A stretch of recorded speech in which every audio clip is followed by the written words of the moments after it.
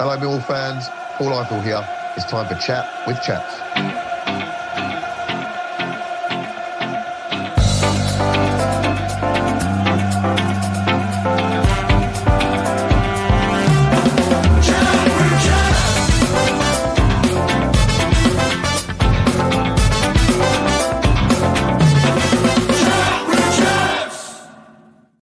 Hello, Millwall fans, and welcome back to another episode of Chaps Reacts.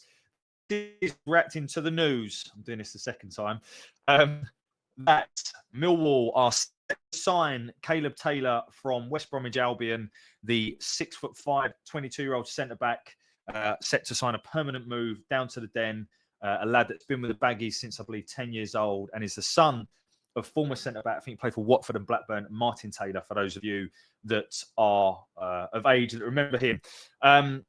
Essentially, this has been sort of dubbed as Japhet Tanganga's replacement. You know, Dan Marsh was the person that broke this news earlier on today. Obviously, Mill been linked with Caleb Taylor for some time now. Seems to be a bit of a long-term target for the club. So what I'm going to do is essentially I'm going to give my gut reaction on Jaff leaving, Caleb coming in, what that means for the defence. I'm then going to share on screen some stats from our very own Fevs. And then we are going to have a guest join us to talk to us a little bit more about Caleb, someone who knows a lot more than I do. And usually I bring on a Baggies fan, but I'm not today. I'm going to bring on a Wycombe fan because they have actually seen him play, whereas Wycombe have only actually seen him turn out 4 times in the Championship. West Brom have only seen him turn out 4 times in the Championship for them. So, you know, we often make judgments of players that we've had in the past that have gone on loan. We haven't really seen him play much. So it's better to get the opinion of someone that has seen him play. So my kind of gut reaction. So first of all, Japhet Tanganga announced that he's gone from the club today. That fee rumoured to be of around the mark of £7 million, rising up to 10, depending on add-ons. I'd assume promotion is in that.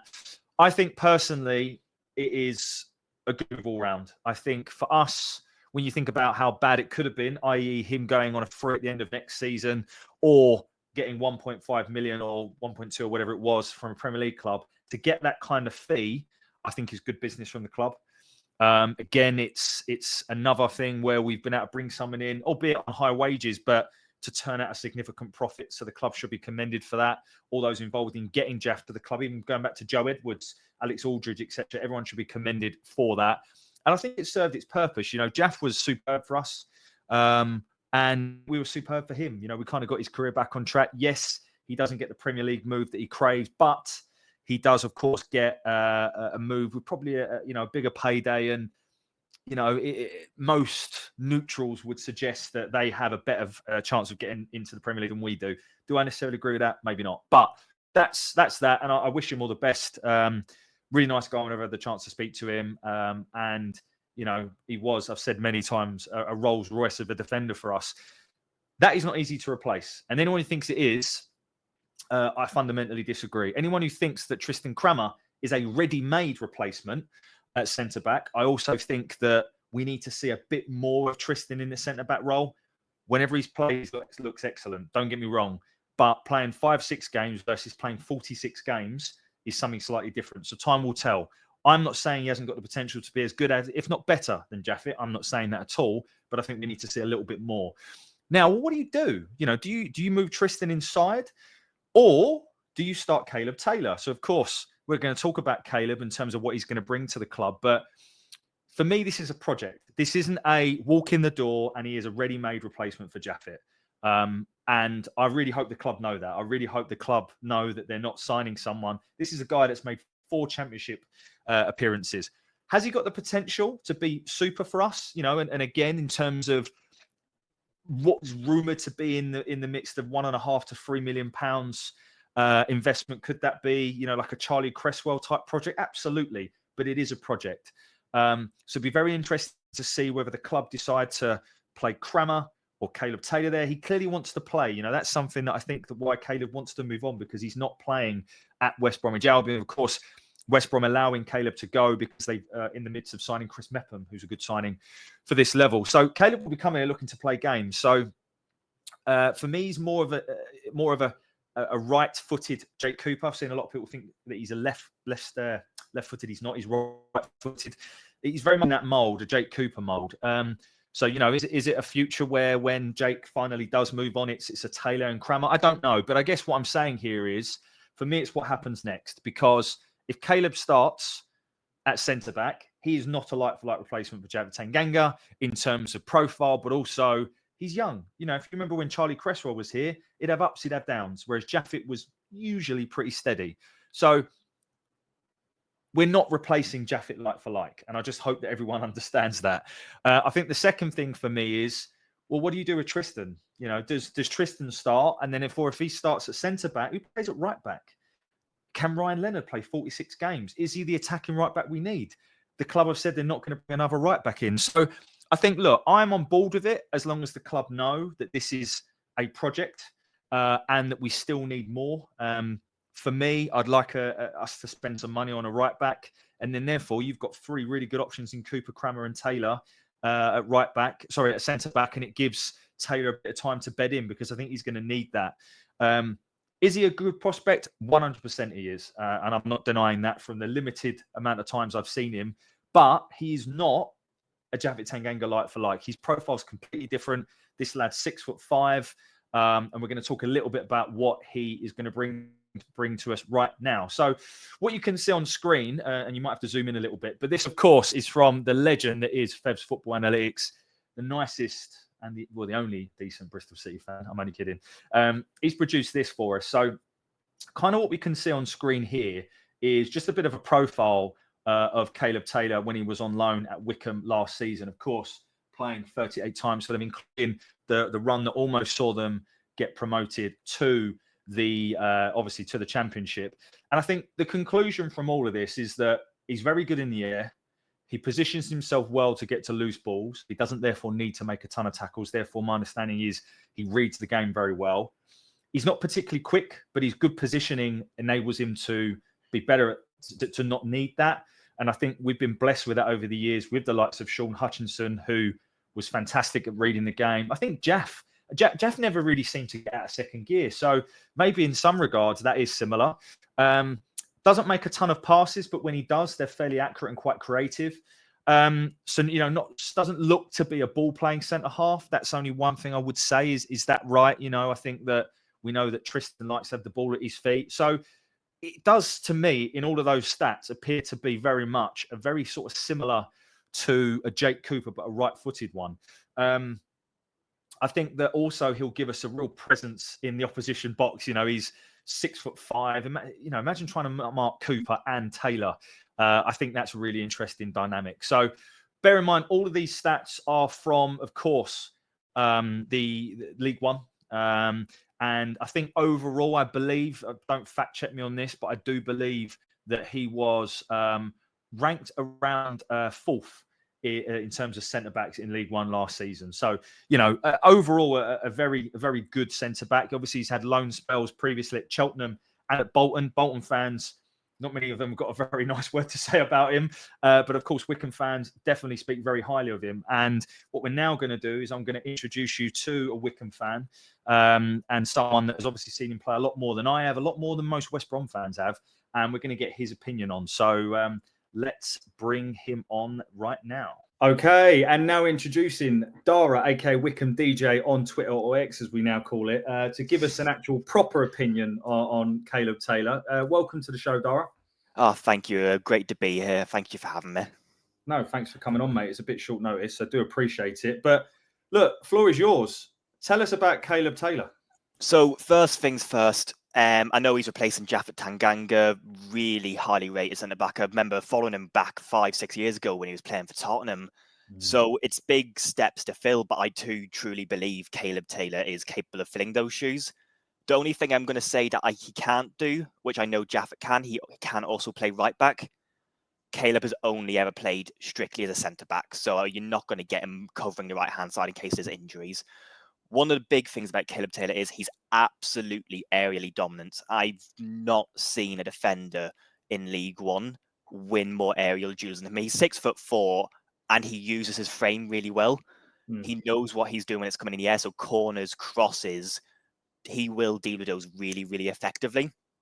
He's comfortable on the ball. He's not going to be launching line-splitting passes like Virgil van Dijk or Saliba in the Premier League, but he will be able to keep possession. He will be able to dribble even a little bit. We saw him a couple of times last season go past a player or take it around a player to find a better passing option to a midfielder, to a wing-back.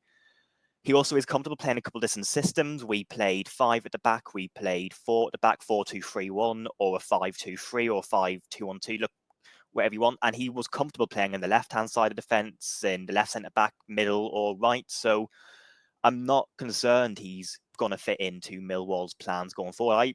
He came on loan with us initially until January, went back, and then came back to us again at the end of January. And I was surprised he came back to us because I thought he would start for West Brom when he went back. That's how good I thought he was. And I do think that in the future, if he keeps developing, if he keeps getting better, I think the only thing he needs to work on is, obviously, as I said, he doesn't play those long diagonal balls. He's not going to be breaking up and getting it to your striker or getting it to a winger who's making a run. He will keep possession. He will keep it solid. But he's also not quick, and that's not something you really train. He's not slow by any means. You're not going to struggle. But he probably would be best paired with a centre-back who is a bit more nimble, a bit more agile. What I will say for Caleb is he has the intelligence to know where to be, where it doesn't come up that much, if that makes sense. Yeah. But if he does get caught out against a really quick player, I know he's been promoted, but say Dan James or somebody of that ilk, he will struggle against that. That's one of the few things that I think he struggled with us in League One. If he went up against a winger who would pace, if he went up with somebody who could run at him and dribble, that's his major area of weakness. So that's why you're probably looking for a wing back to his left or right, or a centre back who can keep up with those sort of wingers or strikers who can get past him with pace. Yeah, and I think where if he does come in and he starts, I think he'll probably start as a right-sided centre back. Yeah. And he will probably play alongside either Tristan Crammer, who you may know from his loan spell at Exeter last season, who's been phenomenal in terms of making that step up and showing an example of what that can look like. And he's pretty quick. So that doesn't bother me so much. I think there's two questions for you. Number one, why are West Brom happy to let him go? What would be your perspective on that? Because they're happy to let him leave. They're not really giving him a chance. A couple of managers now that haven't. And then the second one would be the fee is rumored to be a down payment of around 1.5 million rising up to 3 million based on all sorts of clauses. And I don't know his wages, of course I don't, but my understanding is he's not cheap, right? So this is someone is going to be probably nearer the topper end of Millwall's budget. So I guess two questions are, why are West Brom happy to let him go? And based on those figures, do you think that's a good investment for Millwall? So I think West Brom at the moment, they had about 6 centre-backs. He was recalled in January because they were having issues with injuries. Yeah. But in the end, those players came back quicker than expected. They came back, so they already had those 4 or 5 centre-backs and they didn't need another player. I think they're willing to let him go, not necessarily because they're happy to let him go, but you've met a fee that they're willing to accept. I think as well, from what I know personally, West Brom, I've not been impressed in terms of their development of younger players. Yes, you're talking about Sunderland, you're talking about Queen's Park Rangers, you're talking about even Peterborough United. They're clubs that you go to, you're 2021, and you're hoping in a couple of years you're going to the Championship, you're going to the Premier League. When I think of West Brom, I'm thinking of players 27, 28, 29. They buy players who are in their prime. They don't really tend to bring up those players. So I don't think they have that understanding of that pathway. Millwall, I think, do have a better understanding of that. And that's why they're willing to pay so much. Because I do think he could definitely be a top-level Championship player. I think he does need to work on, as I said, his reading the game, make sure he's not getting undone by quicker wingers, but also just keep his passing and keep improving his dribbling under pressure if he wants to reach that Premier League level. Is it possible? I do believe so. I think you're placing a bet on a player who now is a solid Championship centre-back, but has high upside in the future, if that makes sense. That makes perfect sense. And I think what you described there is it's almost as if you're the Millwall board, because I'm pretty sure that's exactly what they'll be saying, which is, speculate to accumulate, spend £2 million or whatever, and then he could be worth 5 to 10 7, in 10 a not too distant future. Just playing devil's advocate for a second, Dara. Yeah. What you said there in terms of you believe already he's a solid Championship centre back. Yeah. He's only played 4 times in the Championship. So what is it that you've seen about him, or comparisons to other players that you've seen, that makes you believe that he is capable of making that step up and that transition so easily? The best way I can describe it is Wycombe were obviously in a promotion race last season, fell off in the latter end. I would have been happy with Wycombe paying $3 million for him if we went up. I think he's incredibly solid. The upside of, I think he would have been good enough to adapt to the Championship for especially a mid-table and looking to get up there in the next year or two. I think for me, what I saw was somebody who didn't panic under pressure, somebody who was professional. I didn't see a lot of niggly fouls. I didn't see a lot of, sometimes players lose their heads and they, in the best sense of Roy Keane, just start shoving people or start giving away fouls. I didn't see that from him. I think he's got the temperament, absolutely. I think he's got the professionalism, absolutely. The ability, yes. And I think he has all of the right things that with a stable environment, with a good manager, with a good team, he can absolutely keep improving and keep developing to the point he could be a 7, 10, 20 million player in 3 or 4 years' time. So, as I said, look, I would have been happy spending what you said, the 3, what was it, 1.5 up front. I would have been happy for Wycombe to spend that, and I would have been loving it if we went up. Nice. Yeah. I'm real shame that because I know you lost to our dear friends Charlton in the playoff semis. That was the only game I saw him play, by the way, and I thought he was okay. I thought he was solid. Yeah. So again, I'm not one of these people that will judge someone if I've not seen him. So that's why, hence why you're here. I believe he's right-footed, but he played sometimes on the left for you. Is that right? Is he comfortable on both sides? He played left side and right side in a 4-back, and even the sort of left centre back and a 3-back as well. He was pretty comfortable. He is best in a right centre back role, but he can play that. He looked comfortable. His left foot wasn't perfect, but it didn't look noticeably weaker. It wasn't an area that opposition teams could take advantage of by forcing him onto his left and then pressing him from there, if that makes sense. Yeah. So you're not going to have an issue of, if teams try and exploit him, then he's going to be able to keep possession with his left foot. He's going to be able to find a pass, find an outlet. So he can play across the 3, but I do think, as you said earlier, that right centre back role, I think that's perfect for him. And again, my final question, Dara, is obviously you've seen, when I look at Wrexham, when I look at Charlton, when I look at Birmingham, other than maybe Wrexham and Connor Cody, they've stuck with their centre backs from last year, right? Birmingham certainly have. I don't think Charlton have brought in a new centre back. So no. Therefore, and at the moment, obviously a couple of games in, they look to have all stepped up. They're not conceding loads of goals. Wrexham a little bit, but that's just the way they play. Would you put him in that same category bracket of, like, is it Max Clayworth, for example, at Wrexham? Is he there, or what would your stance be on that? So the best centre back, I think, out of that batch who went up is Charlton's Lloyd Jones. Yeah. We were after him last season and the season before. He's took the Championship like a duck in water, from what I can tell. Yeah. And last season, I would have rated Caleb higher than him in terms of his ability in League One. I think Lloyd Jones is a bit better of a passer. He's able of sort of launching the diagonals across the flanks and finding the wingers. But I think purely defensively as well, Caleb's a little bit better as well. I think Clayworth, I'd put around about maybe a little bit lower than Caleb, in my opinion. But that could also be biased. I am a Wycombe fan who was on loan with us last season, so I could be clouded there. But I think definitely in terms of the centre-backs who came up with Wrexham, with Birmingham, I think maybe Clara at Birmingham would be better than Caleb Taylor, but I think they paid £5 or £6 million for him. Birmingham, mate, who knows? So that they paid a lot of money for him, so that makes sense. But he was phenomenal last season in League One. So I do think he's definitely around about there, if not better than most of them in terms of the batch that came up from League One last season. Nice. I think, to be honest with you, I think you probably put my mind a little bit at rest, because trying to replace Javid Tanganga, in my opinion, is one of the best centre-backs in the Championship. Is a difficult job. And I think by the sounds of it, what we're getting is someone who is probably able to make the step up to Championship right away. Yeah. But it's still a project. But that project is someone that has a very high ceiling, and he's going to have his ups and his downs, and he's probably got a slightly different skill set to Jaffet. But he's someone that, you know, in a stable environment could well be a really solid investment for the club. So Dara, I think all left to say is thank you very much for coming on, mate. I really do appreciate it. And just close out, mate, by letting the Millwall fans know how they can find you. So I'm on Twitter, X, as you said earlier, at WycombeDJ.